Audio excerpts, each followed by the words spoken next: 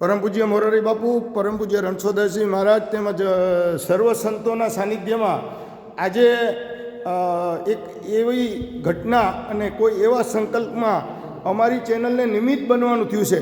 અને ખાસ કરીને જ્યારે જલારામ બાપાનું સાનિધ્ય હોય, હનુમાનજીની હાજરી હોય અને પ્રભુ શ્રી રામચંદ્ર અને કૃષ્ણલાલાની હાજરી હોય અને ઈષ્ટદેવ શ્રીનાથજી ભગવાન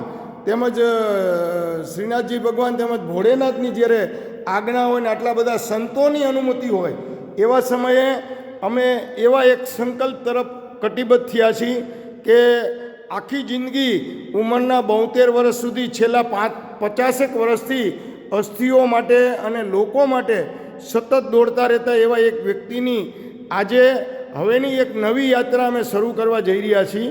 નવી યાત્રા એટલા માટે હું કહું છું કે હવે એ જે તે લોકોના ગમે તે જ્ઞાતિમાં જતા હતા, ગમે એના ડેડ બોડી હોય, બિનવારસી લાશ હોય કે કોઈના પરિવારના દિવંગત હોય, એના માટે એ જાય અને પછી એના અસ્થિ ભેગા કરે અને એના માટે હરિદ્વાર આવે.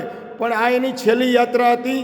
પણ આ યાત્રા પછીનો એક નવો સંકલ્પ પ્રગટ થયો છે અને એવો નવો સંકલ્પ અમારા બ્રહ્મદેવ જે છે ભટ્ટજી અને ખાસ કરીને અમારા ભાગવતાચાર્ય જે છે એમના દ્વારા અને આ જે ભટ્ટજી છે એમના દ્વારા તેમજ જાનીભાઈ અને સમસ્ત બ્રાહ્મણોની હાજરીમાં કોઈ એવા સંકલ્પની કંઈક વાત કરવામાં આવી. એ જેમણે સંકલ્પ રજૂ કર્યો છે એમના જ મુખે આપણે સાંભળીએ કે આ સંકલ્પના ભાગરૂપે એમણે કંઈક અમને એવી સલાહ આપી અને અમને સલાહ બહુ સાચી લાગી. જી પ્રભુ. ઘણા વર્ષોથી શુક્લા સાહેબ આવે છે મારે જ્યાંથી મેં આશ્રમ સંભાળ્યો છે ત્યાંથી દર વર્ષે નિયમિત એમની યાત્રા છે અને અદ્ભુત યાત્રા છે જે કરોડોમાં એકાદ લોક કરી શકે એવી કે આખા રાજકોટ શહેરના જેટલા જે વર્ષમાં દિવંગત થયા હોય તમામના અસ્થિઓ પોતે લઈને આવે છે અને નિઃશુલ્ક કોઈ પણ જાતની સ્વાર્થ કે સેવા પહેલા વગર તે અહીંયા વિસર્જિત કરે છે અસ્થિને. તો હવે એમની ઉંમર થઈ અને થોડું શરીર પણ સાથ ના આપે એટલે મને એક મનમાં પેલી ભાવ થયો કે અત્યાર સુધી તમે જેટલા અસ્થિ વિસર્જિત કર્યા છે એ બધા તમામનો મોક્ષ તો થયો જ હોય, ગંગાજીમાં અસ્થિ આવ્યા એટલે, પણ વિશેષ મોક્ષ માટે તમે એકાદ ભાગવતનું આયોજન કરો. અને યોગાનું યોગ આજે અમારે ત્યાં કથા છે જેની અધિક મહિનામાં એવા ભાગવતાચાર્ય ઉંમરમાં વામન પરંતુ કથા ક્ષેત્રમાં ભાગવત ક્ષેત્રમાં વિશાળ એવા અશોકભાઈ પંડ્યાની હાજરી હતી અને મેં એમને એક વિનંતી કરી કે અશોકભાઈ આ લોકો જ્યારે પણ આયોજન કરે, જ્યારે પણ ગંગા મિયાનો બોલાવો આવે ત્યારે આ લોકો કથા કરે તો તમે નિઃશુલ્ક કથા કરી આપજો. હેતુ આ છે કે અત્યાર સુધીમાં જેટલા અસ્થિઓનું વિસર્જિત થયું છે એ તમામને મોક્ષ એટલા માટે. જી અશોકભાઈ. તો અશોકભાઈ તો એટલો બધો સરસ રિસ્પોન્સ આપ્યો કે આ હેતુ માટે હોય તો સંગીતવાળાના પૈસા મારા ટિકિટે મારીને ઉપરિયા મણ હું 11,000 રૂપિયા જેવી માતબર રકમ પણ આપું મારા તરફથી. તમે એટલા વર્ષોથી તમે સેવા કરી છે તો એક આ સેવાનો લાભ મને મળે તો આ ધન્ય છે, વંદન છે. મારાથી કદાચ ઉંમરમાં નાના છે પણ એની વિચારને એમના જે સંકલ્પ છે એને મારા પ્રણામ છે. શ્રી અશોક દાદા પંડ્યા. જી અશોકભાઈ. જય શ્રી કૃષ્ણ, જય જલારામ. જય જલારામ. આપ સર્વ રાજકોટથી પધારો છો એટલા વર્ષે બધી સરસ મજાની સેવા મેં વાત સાંભળી કાલે અને એમનો ઉદ્દેશ છે કે ભાઈ હવે જરાક આપણે અસ્થિ વિસર્જનનો આપણે વિરામ આપીએ. મેન પાવર, મની પાવર ઘણી બધી જરૂર પડતી હોય છે, એના માટે તમે વિરામ આપો છો. પણ આપણે ધીરુભાઈ ભટ્ટે કીધું કે હવે જેટલી અસ્થિ વિસર્જન થયા છે એ લોકોને વિશેષ મુક્તિ અને મોક્ષ અર્થે આપણા સનાતન ધર્મમાં લખેલું છે કે એ શ્રીમદ ભાગવત કથાનું આયોજન કરો એ લોકોને માટે. તો ધીરુભાઈ મને હમણાં કીધું ને આપ સર્વે મને કીધું કે આપણે નિઃશુલ્ક તમે કરી દેશો. મેં કીધું પહેલાં હેતુ શું છે એટલે મને કીધું હેતુ આ છે. તો મેં મારા તરફથી કેમ કે લોકો સેવા અલગ અલગ પ્રકારની કરે તન મન ધનથી, તો આમાં મારી એક સેવા એ છે કે સંગીતવાળા જે પણ 70-75 હજાર થશે એ પણ હું આપીશ, પ્લસ ઉપરથી 11,000 રૂપિયા આ સંસ્થાને હું આપીશ મારા તરફથી. તમને બધાને ગમે ત્યારે તો અત્યારે અશોકભાઈ પંડ્યાએ પણ એક વાત કરી છે કે 75,000 રૂપિયા સંગીતનો ખર્ચ થાય છે. અત્યારે ભાગવત કથા છે ને બહુ મોંઘી થઈ ગઈ અને એમાં બ્રહ્મદેવ તરીકે 11,000 રૂપિયા પોતે આપે છે. અને જે પરિવારના ડેડ બોડી શુકલજીએ બાંધ્યા હોય એ પરિવારો બધા આમાં જોડાય, આ ભાગવતની અંદર બધા સાથ આપે, સહકાર આપે. ખાલી એના અસ્થિ વિસર્જિત વર્ષોથી શુકલજીએ ઘણાના ડેડ બોડી બાંધ્યા છે, એ બધા પરિવાર સુધી આ વિડીયો પહોંચશે. અને એમાં શુકલજીનો રાજીપો છે, શુકલજીની સંવેદના પણ છે. એમાં અમારા હરસાંગભાઈ ભટ્ટ અને આ નાના શુકલજી પણ. જી હરસાંગભાઈ, આપ શું કહેશો? આ જે સંકલ્પ કર્યો છે ને એ આપણને ખરેખર બહુ જ યોગ્ય છે.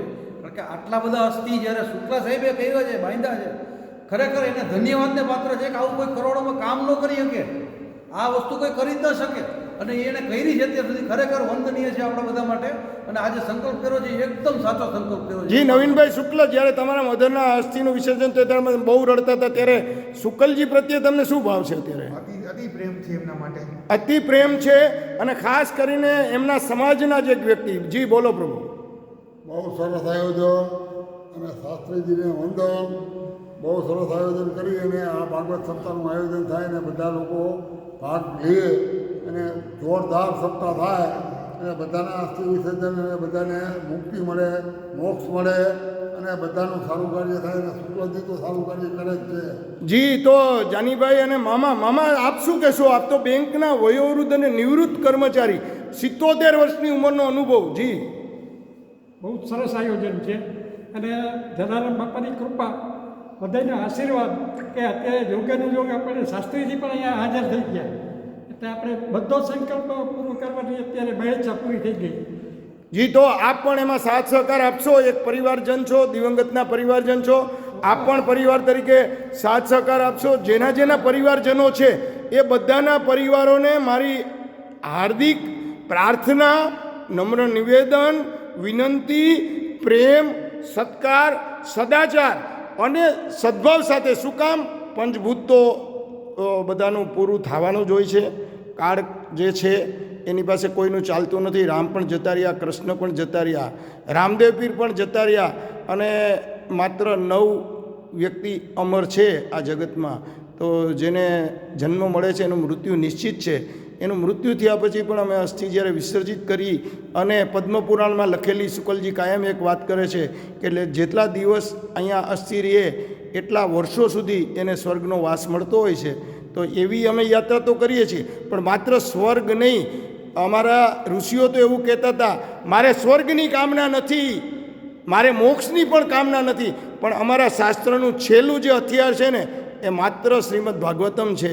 અને એ જીવતાજી પણ મળે, અને મૃત્યુ પામનારની પાછળ જો એને વાંચવામાં આવે તો ધુંધુકારી જેવા જે હોય જીવાત્મા, ક્રૂર કર્મી, એનો પણ મોક્ષ થતો હોય એ ગોકર્ણની કથામાં આપણે ભાગવતમાં જાણવા મળે છે. તો શુકલજી, આપણે જેના બોડી બાંધ્યા છે એના પરિવારોને આપ એક સંદેશ આપો, સ્વસ્થ થઈને આપો.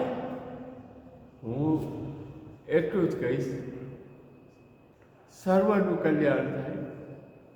બસ ભાગવત માટેનું સંકલ્પ શું કહેશો તમે પરિવારજનો માટે? એના પિતૃને મોક્ષ ગતિ તો એના માટે ભાગવત કરવી જોઈએ કે નહીં? જી. બસ તો અમારા શુકલજી આ માટે સહમત છે. ખૂબ ભાવુક થઈ ગયા છે. અને અમારી બિગ મોદી ટીવી ચેનલ વતી હું સર્વનો આભાર વ્યક્ત કરું છું. રાધે રાધે, રાધે રાધે, રાધે રાધે.